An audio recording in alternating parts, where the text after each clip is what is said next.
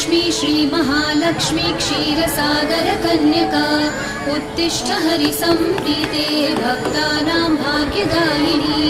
श्रीलक्ष्मी श्रीमहालक्ष्मी क्षीरसागरकन्यका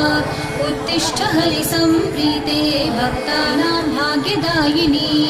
उत्तिष्ठोत्तिष्ठ श्रीलक्ष्मी विष्णुवक्षस्थलालये उत्तिष्ठ करुणापूर्णे लोकानां शुभदायिनी उत्तिष्ठोत्तिष्ठ श्रीलक्ष्मी विष्णुवक्षस्थलालये उत्तिष्ठ करुणापूर्णे लोकानां शुभदायिनी श्रीपद्ममध्यवसिते वरपद्मनेत्रे श्रीपद्महस्तचिरपूजितपद्मपादे श्रीपद्मजातजननी शुभपद्मवक्त्रे श्रीलक्ष्मी भक्तवरदे